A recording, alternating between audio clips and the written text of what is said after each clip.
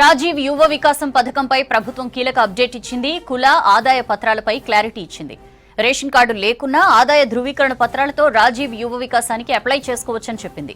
మీ సేవా కేంద్రాల ద్వారా జారీ చేసిన ఆదాయ సర్టిఫికేట్ నెంబర్ ఎంటర్ చేస్తే సరిపోతుందని చెప్పింది. ఇప్పటి వరకు 7 లక్షల దరఖాస్తులు వచ్చాయని, ఈ నెల 14వ తేదీ వరకు దరఖాస్తులకు గడువు పెంచామని ప్రభుత్వం చెప్పింది. రాజీవ్ యువ వికాసం పథకంపై ప్రభుత్వం కీలక అప్డేట్ ఇచ్చింది. కుల ఆదాయ పత్రాలపై క్లారిటీ ఇచ్చింది. రేషన్ కార్డు లేకున్నా ఆదాయ ధృవీకరణ పత్రాలతో రాజీవ్ యువ వికాసానికి అప్లై చేసుకోవచ్చని చెప్పింది. మీ సేవా కేంద్రాల ద్వారా జారీ చేసిన ఆదాయ సర్టిఫికేట్ నెంబర్ ఎంటర్ చేస్తే సరిపోతుందని చెప్పింది. ఇప్పటి వరకు 7 లక్షల దరఖాస్తులు వచ్చాయని, ఈ నెల 14వ తేదీ వరకు దరఖాస్తులకు గడువు పెంచామని ప్రభుత్వం చెప్పింది.